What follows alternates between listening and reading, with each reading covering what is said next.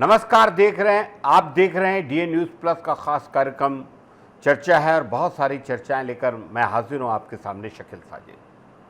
21 जून जी हाँ, भारत समेत पूरी दुनिया आज अंतर्राष्ट्रीय योग दिवस मना रही है। सुबह से ही देश भर में योग की बहुत सारी तस्वीरें सामने आ रही है।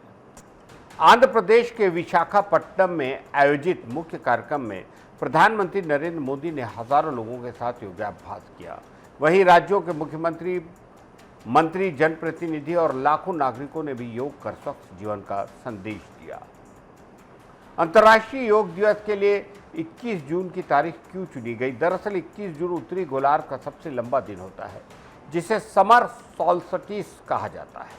भारतीय योग परंपरा में इस दिन का विशेष महत्व मानते हैं। मान्यता है कि इसी दिन से आदि योगी भगवान शिव ने मानवता को योग का ज्ञान देना शुरू किया। यही वजह है कि 21 जून को योग और आध्यात्मिक चेतना का प्रतीक मानते हैं। योग को वैश्विक पहचान दिलाने में भारत की बड़ी भूमिका रही। साल 2014 में प्रधानमंत्री नरेंद्र मोदी ने संयुक्त राष्ट्र महासभा में अंतर्राष्ट्रीय योग दिवस मनाने का प्रस्ताव रखा।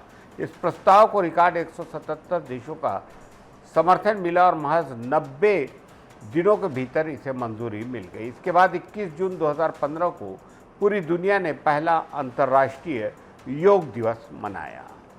आज योग केवल आसनों तक सीमित नहीं है, बल्कि यह स्वस्थ जीवन शैली का पर्याय बन चुका है। तमाम तनाव, भागदौड़ और बदलती जीवन शैली के बीच करोड़ों लोग योग के जरिए शारीरिक फिटनेस के साथ मानसिक शांति भी प्राप्त कर रहे हैं। यही कारण है कि दुनिया के 190 से अधिक देशों ने योग को अपनाया है। इस वर्ष योग दिवस की theme yoga for one earth one health रखी गई है, यानी स्वस्थ व्यक्ति, स्वस्थ समाज और स्वस्थ पृथ्वी। पुराने भारत की यह अमूल्य परंपरा आज पूरी दुनिया को एक बेहतर और स्वस्थ जीवन की राह दिखा रही है। अंतर्राष्ट्रीय योग दिवस पर आई दुनिया भर से तस्वीरों ने फिर साबित किया है कि योग केवल भारत की विरासत नहीं, बल्कि पूरी मानवता के लिए एक अनमोल उपहार है।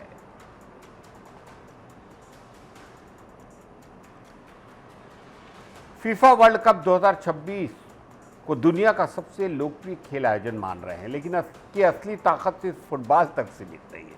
ये टूर्नामेंट खेल के साथ साथ बिजनेस, विज्ञापन और वैश्विक अर्थव्यवस्था का भी बड़ा मंच बन चुका है। यही वजह है कि कई विशेषज्ञ इसे दुनिया का सबसे बड़ा स्पोर्ट्स बिजनेस इवेंट कह रहे हैं। रिपोर्ट्स के मुताबिक फीफा वर्ल्ड कप से दुनिया की करीब 75% आबादी किसी न किसी रूप में जुड़ती है, यानी लगभग 600 करोड़ लोगों की नज़रें एक महीने तक इस आयोजन पर टिकी हैं। इतने बड़े दर्शक वर्ग तक पहुंचने का मौका किसी भी ब्रांड के लिए बेहद खास होता है। यही कारण है कि दुनिया भर की कंपनियां इस टूर्नामेंट के दौरान विज्ञापनों और ब्रांड प्रमोशन पर करीब 99,000 करोड़ रुपए तक खर्च कर रही है। दरअसल फीफा वर्ल्ड कप में दिखाई देने वाला छोटा सा विज्ञापन या किसी ब्रांड का लोगो भी इसे रातों रात वैश्विक पहचान दिलाता है। साल 2022 के वर्ल्ड कप फाइनल को अवधारण के तौर पर ले अर्जेंटीना की ऐतिहासिक जीत की तस्वीरें और वीडियो दुनिया के हर कोने में पहुंचे।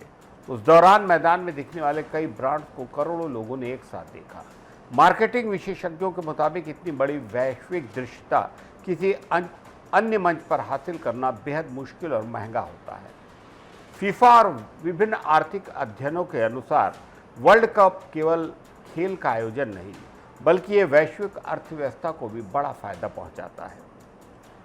इस आयोजन से लाखों लोगों को रोजगार मिल रहा है और पर्यटन, hotel, restaurant, transport, real estate, retail और मनोरंजन जैसे सेक्टरों में ज़बरदस्त उछाल देखने को मिलती है।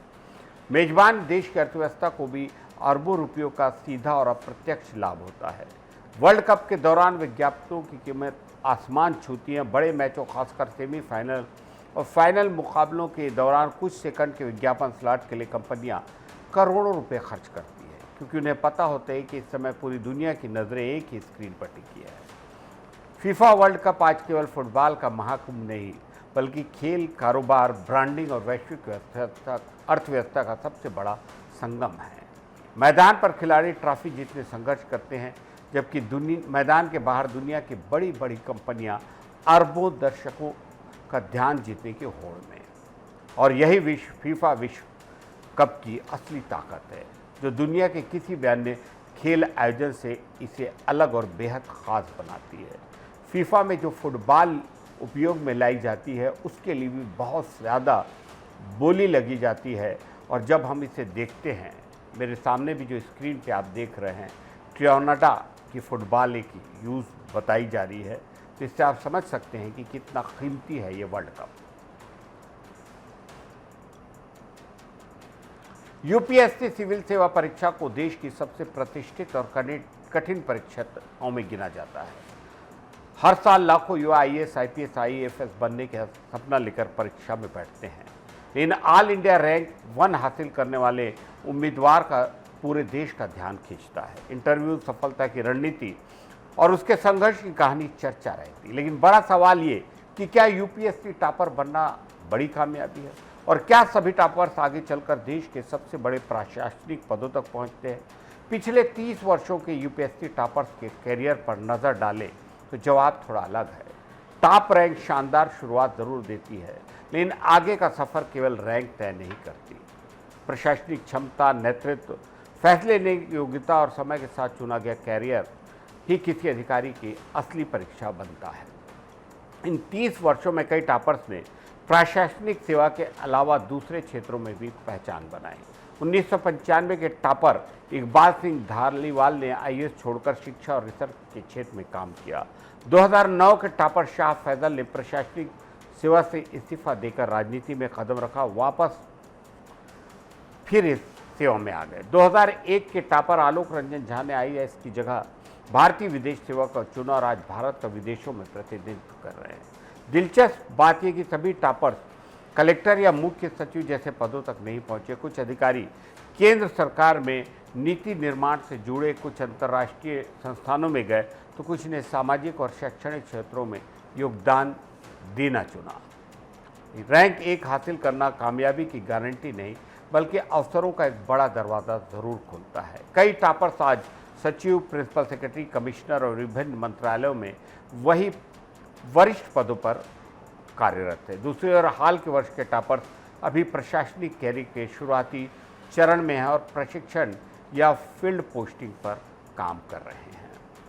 यूपीएससी में टॉप करने से ज़्यादा बड़ी उपलब्धि उसके बाद किए गए काम से होती है। केवल रैंक को याद नहीं करता, जो कोई याद करता है अधिकारी समाज, प्रशासन और देश को क्या देता है।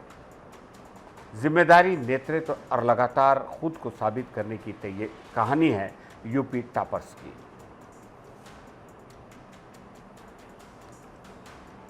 अब ट्रेन में नियम तोड़ना आपकी जेब पर भारी पड़ेगा। बिना टिकट सफर, स्टेशन पर धूम्रपान, महिला कोच में अनधिकृत प्रवेश या रेलवे स्लीपर में अव्यवस्था, रेलवे परिसर में अव्यवस्था जैसी हरकतों पर रेलवे ने सख्ती बढ़ाई। नए नियमों के मुताबिक कई मामलों में जुर्माना दुगना से लेकर कई गुना बढ़ाया। रेलवे का कहना है कि यात्रियों की सुरक्षा, सुविधा और अनुशासन बनाए रखने के लिए बेहद ज़रूरी कदम है।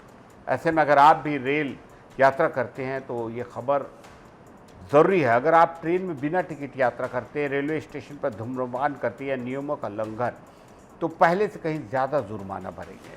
भारतीय रेलवे ने रेलवे अधिनियम के विभिन्न प्रावधानों में संशोधन करते हुए उल्लंघनों पर दंड राशि बढ़ा दी है। बिना टिकट यात्रा करने पर न्यूनतम 500 रुपये जुर्माना, वहीं स्टेशन और ट्रेन में धूम्रपान करते पकड़े जाने पर 2000 रुपये तक का जुर्माना होगा। महिला आरक्षित कोच में अनधिकृत प्रवेश, अवैध वेंडिंग, रेलवे परिसर में उपद्रव और अनधिकृत रूप से प्रवेश करने वालों पर भी अब पहले से ज़्यादा सख्त कार्रवाई।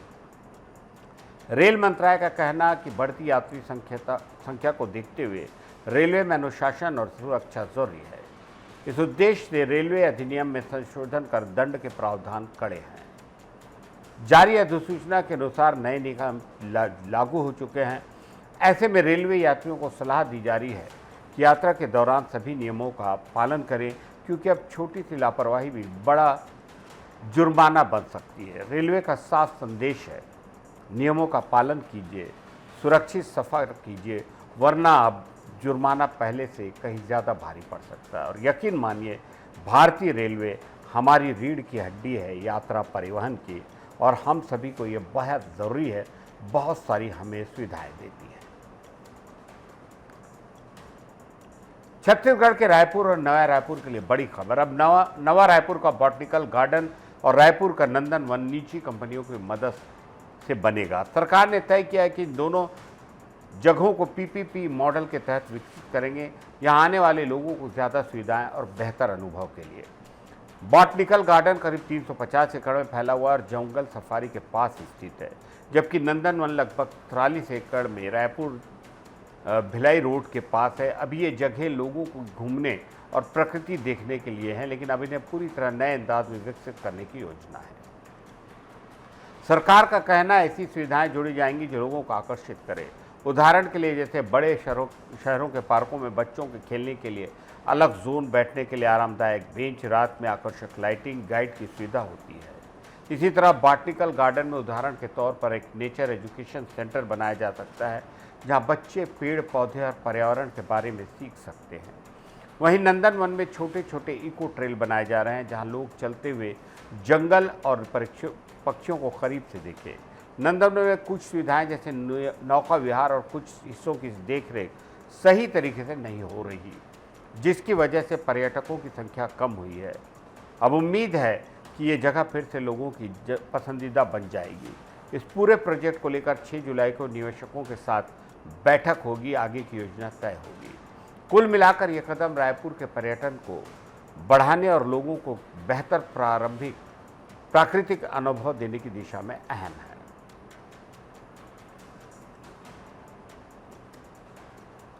दिल्ली के जंतर मंतर पर पेपर लीक मामले को लेकर चल रहा विरोध प्रदर्शन जारी। काकरोच जनता पार्टी प्रदर्शन कर रहे कार्यकर्ताओं ने शिक्षा व्यवस्था में पारदर्शिता, जिम्मेदारी तय करने और सख्त कार्रवाई की मांग को लेकर आंदोलन तेज किया है। उनका कहना है कि जब तक उनकी मांगें पूरी नहीं होती, विरोध लगातार जारी रहेगा। रविवार आज भी जंतर मंतर पर बड़ी संख्या में प्रदर्शनकारी मौजूद हैं। कई लोग रात से वहीं धरने पर डटे हैं। सुबह होते ही भीड़ बढ़ रही है। पूरे इलाके में नारेबाजी और विरोध का माहौल है। दिल्ली पुलिस ने सुरक्षा व्यवस्था को देखते हुए पूरे क्षेत्र में कड़ी निगरानी रखी है। प्रदर्शनकारी शांतिपूर्ण तरीकों से विरोध दर्ज करा रहे हैं। उनकी मुख्य मांग केंद्रीय शिक्षा मंत्री धर्मेंद्र प्रधान के इस्तीफे के साथ साथ नीट और अन्य प्रतियोगी परीक्षाओं में कथित पेपर लीक मामले की निष्पक्ष जांच है। ऐसी घटनाएं छात्रों के भविष्य के साथ खिलवाड़ कर रही है, इसलिए सरकार को इस पर तुरंत और सख्त कदम उठाने चाहिए। प्रदर्शन के आयोजकों ने नीट और अन्य प्रतियोगी परीक्षाओं की तैयारी कर रहे छात्रों से अपील की है कि अपनी परीक्षा समाप्त होने के बाद इस आंदोलन में शामिल हो सके। आयोजकों ने यह भी कहा कि उनका उद्देश्य छात्रों को किसी परेशानी में डालना नहीं, बल्कि व्यवस्था में सुधार लाना है। जंतर मंतर पर चल रहा यह प्रदर्शन अब धीरे धीरे एक बड़े आंदोलन का रूप लेता जा रहा है। कुल मिलाकर ये विरोध प्रदर्शन अब केवल जंतर मंतर तक सीमित नहीं रहा, बल्कि देश प्रदेश में परीक्षा प्रणाली की पारदर्शिता और शिक्षा व्यवस्था में सुधार को लेकर बड़ा मुद्दा बन चुका है। आज पूरी दुनिया में फादर्स डे मनाया जा रहा है। ये दिन हर साल जून के तीसरे रविवार को मनाया जाता है। इसका मकसद पिता के योगदान, त्याग और उसके महत्व को सम्मान देना है। पिता को अक्सर किसी भी बच्चे के लिए स्वाभिमान और परिवार की रीढ़ कहा जाता है। एक ऐसा शख्स जो बिना थके, बिना रुके अपने परिवार की जिम्मेदारियों को निभाता है। सुबह से लेकर रात तक काम में जुटे रहना, बच्चों की ज़रूरतों का ख्याल रखना, पूरा करना, उनके भविष्य को सुरक्षित बनाना, ये एक पिता की असली पहचान है। बचपन में अक्सर बच्चे अपने पिता को सख्त समझते हैं। उनकी डांट और नियम कायदे उन्हें कठोर लगते हैं, लेकिन वक्त के साथ समझ में आता है कि वही सख्ती बच्चों को बेहतर भविष्य की नींव होती है। फादर्स डे केवल एक औपचारिक दिन नहीं, बल्कि एक मौका है उस त्याग को याद करने का जो पिता हर दिन बिना किसी दिखावे के करते हैं। अपनी ज़रूरतों को पीछे छोड़ घर में किसी चीज़ की कमी ना हो। समय के साथ पिता की भूमिका भी बढ़ती है। आज के दौर में पिता सिर्फ कमाने वाला नहीं, बल्कि बच्चों का दोस्त, मार्गदर्शक और भावनात्मक सहारा है। उनकी समस्याएं सुनता है, उनके साथ वक्त बिताता है, समझने की कोशिश करता है।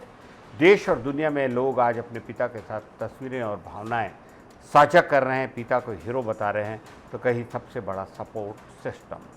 फादर्स डे हमें यह संदेश देता है कि हमें अपने पिता के योगदान को सिर्फ एक दिन नहीं, बल्कि हर दिन सम्मान देना चाहिए।